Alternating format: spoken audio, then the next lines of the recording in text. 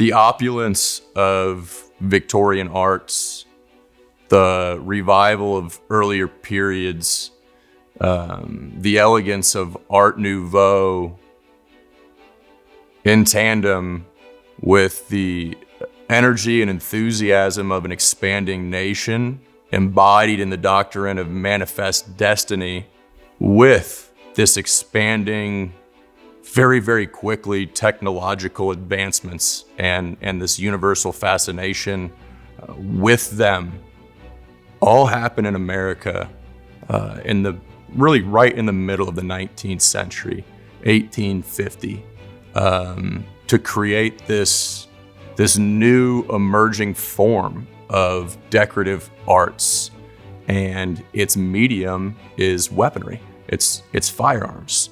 And so that's what we're going to talk about today. Is we define the golden age of American gun making, or the decoration of guns. The golden age of the decorative arts in American firearms is from really 1850. Some say 1890, but I think you can take it up to about 1920, even right after World War I. That is the golden age of American gun making and the decoration of American firearms. And while they have, these artisans themselves have European roots and trained in Europe, the form itself takes on what becomes uniquely and distinctly American, right? And that's the fun part here. And so without further ado, ladies and gentlemen, it's my absolute privilege to unveil to the world, really for the first time, what we believe, I think without fear of contradiction, is the most spectacular decorated American firearms from the 19th century. And as I said, in combination with this technological advancements that's happening, we have this exquisite pair of Smith & Wessons. And the frames themselves are cast entirely in gold, and they're quite literally encrusted with hundreds of diamonds.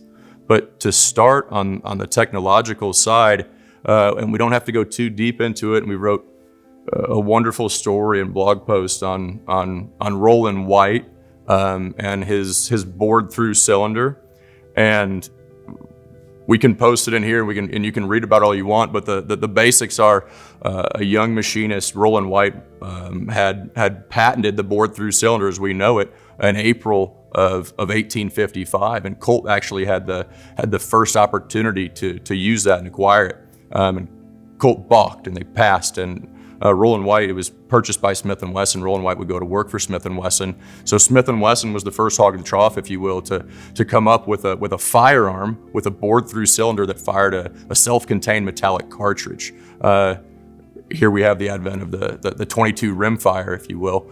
And so probably for good and bad, I mean, you needed the bored-through cylinder, but you also they needed to come up with the metallic cartridge itself, which was much more difficult, it would prove. But that's what you have in this technological revolution. And I think the American Civil War obviously would have been a different landscape had Colt done it and they'd come up with a larger cartridge, right? We have the No. 2 Army, the 32 caliber rimfire, which you see used in the Civil War. But in these guns, it relates to these guns and the technological expansion you have. This is the beginning of the bored through cylinder and the self-contained metallic cartridge. And so I won't bore you with the excruciating details of the naming conventions of Smith & Wesson models. Being a Smith & Wesson collector myself, it's awfully confusing, but the first model, Smith & Wessons, there's essentially 3 variations of the first model. Now, where it gets really confusing is on the first model, there becomes 6 variations. So in Smith & Wesson collecting, in the very first models, you have first, all the way through 6th, a sub-variation. But as we know, technological advancements, they show a progression, right? It's what works, what doesn't work. So then we come up with the first model, second issue, and that's what these examples are. It's a first model, second issue revolver. The biggest difference you'll see is that on the first, they have a rounded frame, and this is the first model, second issue, it's not rounded, it's flat. And so we have this exquisite pair, again, of solid gold frames, solid gold grip, diamond encrusted, engraved Smith & Wessons. And I can tell you, we have a little bit of a procedure in the company when something valuable comes in on a photo appraisal. I want to be the first one to know. So I'm sitting in a meeting and I see a photo of these guns and it's a little bit of a blurry photo. And I'm looking and saying, what what am I looking at? What's on these guns, and blowing them up, and said, man, those look like diamonds, and sure enough, they are. And what we have is each gun is encrusted in approximately 25 to 30 carats of mine cut and rose cut diamonds on one side. The grip is solid gold. The screw for the grip is solid gold, and the frame itself is solid gold. The cylinder and barrel are etched. And quite frankly, I didn't know that this level of embellishment existed in 19th century American firearms collecting. We always say gold is good, and we talk about the golden age of American firearms decoration. We're talking about engraving. We're talking about gold inlaying. Of course, we're talking about polishing. We're talking about wood carving. The art of gun making itself. And so, seeing this, it's archaeological. Your biggest adjacency, I suppose, would be the wonderful statue hilt swords that you see coming out of firms like Tiffany and Company, Ball and Black, and Ames, and it's close. It's adjacency to anything that we are currently or actively aware of in this field of fine and historic firearms collecting from the 19th century America. And this pair it's beyond extraordinary. What's really interesting is the history on these guns from our purview is lost to time and space. We've researched these guns as far as we were able to. They don't have serial numbers. The frames themselves are, again, they're cast entirely in gold. I was talking to a few old timers about these guns, and there is a story that goes to about 1980, the early 1980s, and these guns were a little bit around, and they were being offered, again, this is by tradition, but from a couple old timers that both confirm the same story. These guns were kind of being offered around in the early 1980s for 7 figures, but no history. But one gentleman very much remembered the weight of them. You can remember the weight of those guns in his hand. They come out of the state of New York, and again, you're left to wonder, why were these guns made? We know they would have been made after 1860. From 1860 to 1867 is when the first model second variations were being produced, and they would go to the third. So we have that time frame narrowed down. But why these guns were made, why they were decorated like this, it's lost to time and space and history, and it's frustrating, but it's also quite romantic at the same time. So we're effectively left to wonder. Obviously, within that time period, it's a very important period in American history. We have the beginning and the end of the American Civil War. And then you also see the beginning of these world fairs that are happening, and international relations that are happening.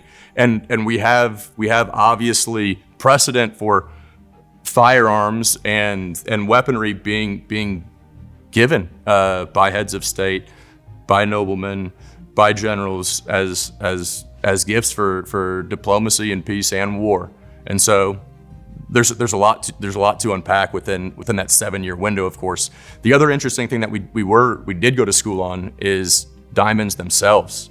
In 1860 America, and in the world, the two main sources of diamonds were in India and in South America, predominantly in Brazil. Diamonds were far rarer then than they are now. It wasn't until about 1870 that they discovered diamonds in the Cape Colony in South Africa. So we have this nailed down to a very precise time, and we know where the diamonds were sourced at that time. Again, India and Brazil. Again, it still leaves you with that romance and that mystique and wonder. And then you move it forward to today. What's the equivalent? There is no equivalent. There's no comparable for these. Even out of mainland Europe and beyond, you don't see weaponry, let alone firearms, decorated in this manner. And so there's no doubt that these guns were made for some extremely important and impressive presentation, but when, where, and why remains the mystery. Now, if you look at these would have had a case, or there would have been a case that would have been made or planned on being made for these.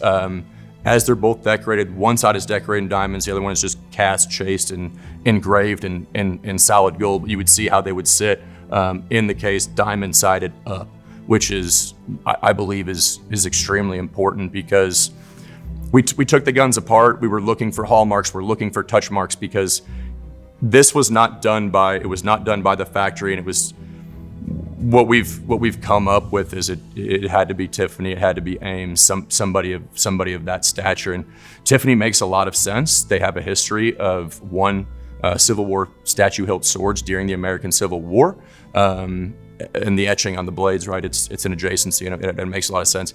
Ames is the same way. You would say the same thing with Ames, on the etching on the cylinder, etching on the barrels itself.